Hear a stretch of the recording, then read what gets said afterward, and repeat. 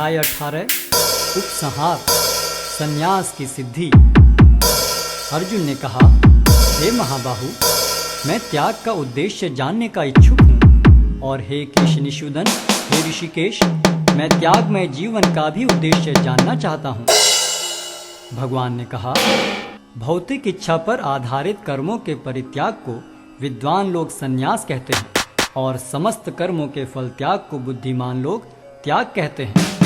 कुछ विद्वान घोषित करते हैं कि समस्त प्रकार के सकाम कर्मों को दोषपूर्ण समझकर त्याग देना चाहिए, किंतु अन्य विद्वान मानते हैं कि यज्ञ, दान तथा तपस्या के कर्मों को कभी नहीं त्यागना चाहिए। हे भरत श्रेष्ठ, अब त्याग के विषय में मेरा निर्णय सुनो।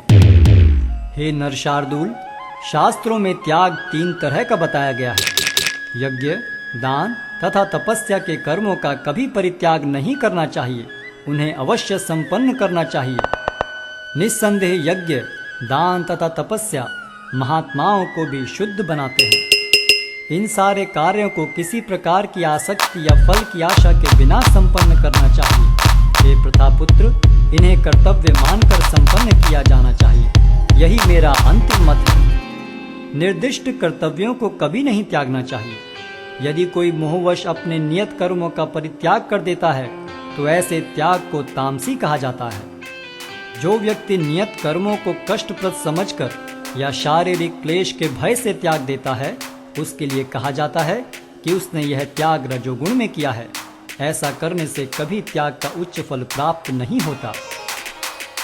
हे अर्जुन, जब मनुष्य नियत कर्तव्य को करणीय मानकर करता है और समस्त भौतिक संगति तथा फल की आसक्ति को त्याग देता है तो उसका त्याग सात्विक कहलाता है। सतोगुण में स्थित बुद्धिमान त्यागी, जो न तो अशुभ कर्म से घृणा करता है न शुभ कर्म से लिप्त होता है, वह कर्म के विषय में कोई संशय नहीं रखता।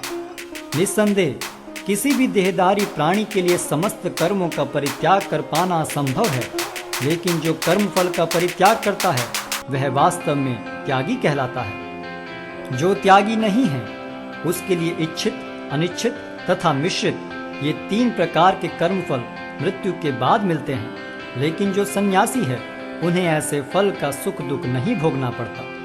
हे महाबाहु अर्जुन, वेदांत के अनुसार समस्त कर्म की पूर्ति के लिए 5 कारण हैं। अब तुम इन्हें मुझसे सुनो। कर्म का स्थान शरीर, कर्ता, विभिन्न इंद्रियां, अनेक प्रकार की चेष्टाएं तथा परमात्मा, ये 5 कर्म के कारण हैं। मनुष्य अपने शरीर, मन या वाणी से जो भी उचित या अनुचित कर्म करता है वह इन 5 कारणों के फलस्वरूप होता है। अतएव जो इन 5 कारणों को न मानकर अपने आप को ही एकमात्र कर्ता मानता है वह निश्चय ही बहुत बुद्धिमान नहीं होता और वस्तुओं को सही रूप में नहीं देख सकता। जो मिथ्या अहंकार से प्रेरित नहीं है, जिसकी बुद्धि बंधी नहीं है, वह इस संसार में मनुष्यों को मारता हुआ भी नहीं मारता, न ही वह अपने कर्मों से बंधा होता है। ज्ञान, ज्ञेय तथा ज्ञाता, ये तीनों कर्म को प्रेरणा देने वाले कारण हैं। इंद्रियां, कर्म तथा कर्ता, ये 3 कर्म के संघटक हैं। प्रकृति के 3 गुणों के अनुसार ही ज्ञान, कर्म तथा कर्ता के 3 भेद हैं। अब तुम मुझसे इन्हें सुनो। जिस ज्ञान से अनंत रूपों में विभक्त सारे जीवों में एक ही अविभक्त आध्यात्मिक प्रकृति देखी जाती है, उसे ही तुम सात्विक जानो। जिस ज्ञान से कोई मनुष्य विभिन्न शरीरों में भिन्न भिन्न प्रकार का जीव देखता है, उसे तुम राजसी जानो। और वह ज्ञान जिससे मनुष्य किसी एक प्रकार के कार्य को, जो अति तुच्छ है, सब कुछ मानकर सत्य को जाने बिना उसमें लिप्त रहता है, तामसी कहा जाता है। जो कर्म नियमित है और जो आसक्ति, राग या द्वेष से रहित कर्मफल की चाह के बिना किया जाता है वह सात्विक कहलाता है। लेकिन जो कार्य अपनी इच्छा पूर्ति के निमित्त प्रयास पूर्वक एवं मिथ्या अहंकार के भाव से किया जाता है वह रजोगुणी कहा जाता है। जो कर्म मोहवश शास्त्रीय आदेशों की अवहेलना करके तथा भावी बंधन की परवाह किए बिना या हिंसा अथवा अन्यों को दुख पहुंचाने के लिए किया जाता है वह तामसी कहलाता है। जो व्यक्ति भौतिक गुणों के संसर्ग के बिना अहंकार रहित संकल्प तथा उत्साहपूर्वक अपना कर्म करता है और सफलता अथवा सफलता में अविचलित रहता है, वह सात्विक कर्ता कहलाता है। जो कर्ता कर्म तथा कर्म फल के प्रति आसक्त होकर फलों का भोग करना चाहता है तथा जो लोभी, सदैव ईर्ष्यालु, अपवित्र और सुख दुख से विचलित होने वाला है, वह राजसी कहा जाता है। जो कर्ता सदा शास्त्रों के आदेशों के विरुद्ध कार्य करता रहता है, जो भौतिकवादी, हठी, कपटी तथा अन्यों का अपमान करने में पटु है तथा जो आलसी, सदैव खिन्न तथा काम करने में दीर्घ सूत्री है, वह तमोगुणी कहलाता है। हे धनंजय, अब मैं प्रकृति के 3 गुणों के अनुसार तुम्हें विभिन्न प्रकार की बुद्धि तथा धृति के विषय में विस्तार से बताऊंगा, तुम इसे सुनो। हे प्रथापुत्र, वह बुद्धि सतोगुणी है, जिसके द्वारा मनुष्य यह जानता है कि क्या करणीय है और क्या नहीं है, किससे डरना चाहिए और किससे नहीं, क्या बांधने वाला है और क्या मुक्ति देने वाला है। हे प्रथापुत्र, जो बुद्धि धर्म तथा अधर्म, करणीय तथा अकरणीय कर्म में भेद नहीं कर पाती, वह राजसी है। जो बुद्धि मोह तथा अहंकार के वशीभूत होकर अधर्म को धर्म और धर्म को अधर्म मानती है और सदैव विपरीत दिशा में प्रयत्न करती है, हे पार्थ, वह तामसी है। हे प्रथापुत्र, जो अटूट है, जिसे योगाभ्यास द्वारा चल रहकर धारण किया जाता है और जो इस प्रकार मन, प्राण तथा इंद्रियों के कार्यकलापों को वश में रखती है, वह धृति सात्विक है। लेकिन हे अर्जुन, जिस धृति से मनुष्य धर्म, अर्थ तथा काम के फलों में लिप्त बना रहता है, वह राजसी है। हे पार्थ, जो धृति स्वप्न, भय, शोक, विषाद तथा मोह के परे नहीं जाती, ऐसी दुर्बुद्धिपूर्ण धृति तामसी है। हे भरत श्रेष्ठ, अब मुझसे 3 प्रकार के सुखों के विषय में सुनो, जिनके द्वारा बद्ध जीव भोग करता है और जिसके द्वारा कभी कभी दुखों का अंत हो जाता है। जो प्रारंभ में विष जैसा लगता है, लेकिन अंत में अमृत के समान है, और जो मनुष्य में आत्म साक्षात्कार जगाता है, वह सात्विक सुख कहलाता है। जो सुख इंद्रियों द्वारा उनके विषयों के संसर्ग से प्राप्त होता है और जो प्रारंभ में अमृत तुल्य तथा अंत में विष तुल्य लगता है, वह रजोगुणी कहलाता है। तथा जो सुख आत्म साक्षात्कार के प्रति अंधा है, जो प्रारंभ से लेकर अंत तक मोहकारक है और जो निद्रा, आलस्य तथा मोह से उत्पन्न होता है, वह तामसी कहलाता है। इस लोक में, स्वर्ग लोकों में या देवताओं के मध्य में कोई भी ऐसा व्यक्ति विद्यमान नहीं है जो प्रकृति के 3 गुणों से मुक्त हो। हे परंतप, ब्राह्मणों, क्षत्रियों, वैश्यों तथा शूद्रों में प्रकृति के गुणों के अनुसार उनके स्वभाव द्वारा उत्पन्न गुणों के द्वारा भेद किया जाता है। शांति प्रियता, आत्मसंयम, तपस्या, पवित्रता, सहिष्णुता, सत्यनिष्ठा, ज्ञान, विज्ञान तथा धार्मिकता, ये सारे स्वाभाविक गुण हैं जिनके द्वारा ब्राह्मण कर्म करते हैं। वीरता, शक्ति, संकल्प, दक्षता, युद्ध में धैर्य, उदारता तथा नेतृत्व, ये क्षत्रियों के स्वाभाविक गुण हैं।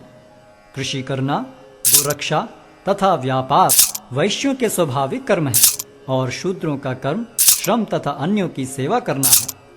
अपने अपने कर्म के गुणों का पालन करते हुए प्रत्येक व्यक्ति सिद्ध हो सकता है। अब तुम मुझसे सुनो कि यह किस प्रकार किया जा सकता है। जो सभी प्राणियों का उद्गम है और सर्वव्यापी है, उस भगवान की उपासना करके मनुष्य अपना कर्म करते हुए पूर्णता प्राप्त कर सकता है। अपने वृत्तिपरक कार्य को करना, चाहे वह कितना ही त्रुटिपूर्ण ढंग से क्यों न किया जाए, अन्य किसी के कार्य को स्वीकार करने और अच्छी प्रकार करने की अपेक्षा अधिक श्रेष्ठ है। अपने स्वभाव के अनुसार निर्दिष्ट कर्म कभी भी पाप से प्रभावित नहीं होते। प्रत्येक उद्योग किसी न किसी दोष से आवृत होता है, जिस प्रकार अग्नि धुएं से आवृत रहती है। अतएव हे कुंती पुत्र, मनुष्य को चाहिए कि स्वभाव से उत्पन्न कर्म को, भले ही वह दोषपूर्ण क्यों न हो, कभी त्यागे नहीं। जो आत्म संयमी तथा अनासक्त है एवं जो समस्त भौतिक भोगों की परवाह नहीं करता, वह संन्यास के अभ्यास द्वारा कर्म फल से मुक्ति की सर्वोच्च सिद्ध अवस्था प्राप्त कर सकता है। हे कुंती पुत्र, जिस तरह इस सिद्धि को प्राप्त हुआ व्यक्ति परम सिद्धावस्था अर्थात ब्रह्म को सर्वोच्च ज्ञान की अवस्था है प्राप्त करता है, उसका मैं संक्षेप में तुमसे वर्णन करूंगा, उसे तुम जानो। अपनी बुद्धि से शुद्ध होकर तथा धैर्यपूर्वक मन को वश में करते हुए इंद्र तृप्ति के विषयों का त्याग कर राग तथा द्वेष से मुक्त होकर जो व्यक्ति एकांत स्थान में वास करता है, जो थोड़ा खाता है, जो अपने शरीर मन तथा वाणी को वश में रखता है, जो सदैव समाधि में रहता है तथा पूर्णतया विरक्त, मिथ्या अहंकार, मिथ्या शक्ति, मिथ्या गर्व, काम, क्रोध तथा भौतिक वस्तुओं के संग्रह से मुक्त है, जो मिथ्या स्वामित्व की भावना से रहित तथा शांत है, वह निश्चय ही आत्म साक्षात्कार के पद को प्राप्त होता है। इस प्रकार जो दिव्य पद पर स्थित है, वह तुरंत पर ब्रह्म का अनुभव करता है और पूर्णतया प्रसन्न हो जाता है। वह न तो कभी शोक करता है, न किसी वस्तु की कामना करता है। वह प्रत्येक जीव पर संभाव रखता है। उस अवस्था में वह मेरी शुद्ध भक्ति को प्राप्त करता है। केवल भक्ति से मुझ भगवान को यथारूप में जाना जा सकता है। जब मनुष्य ऐसी भक्ति से मेरे पूर्ण भावनामृत में होता है, तो वह वैकुंठ जगत में प्रवेश कर सकता है। मेरा शुद्ध भक्त मेरे संरक्षण में समस्त प्रकार के कार्यों में संलग्न रहकर भी मेरी कृपा से नित्य तथा विनाशी धाम को प्राप्त होता है। सारे कार्यों के लिए मुझ पर निर्भर रहो और मेरे संरक्षण में सदा कर्म करो। ऐसी भक्ति में मेरे प्रति पूर्णतया सचेत रहो। यदि तुम मुझसे भावना भावित होगे, तो मेरी कृपा से तुम बद्ध जीवन के सारे अवरोधों को लांघ जाओगे। लेकिन यदि तुम मिथ्या अहंकारवश ऐसी चेतना में कर्म नहीं करोगे और मेरी बात नहीं सुनोगे, तो तुम विनष्ट हो जाओगे। यदि तुम मेरे निर्देशानुसार कर्म नहीं करते और युद्ध में प्रवृत्त नहीं होते हो, तो तुम कुमार्ग पर जाओगे।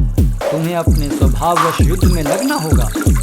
इस समय तुम मोहवश मेरे निर्देशानुसार कर्म करने से मना कर रहे हो, लेकिन हे कुंती पुत्र, तुम अपने ही स्वभाव से उत्पन्न कर्म द्वारा बाध्य होकर वही सब करोगे।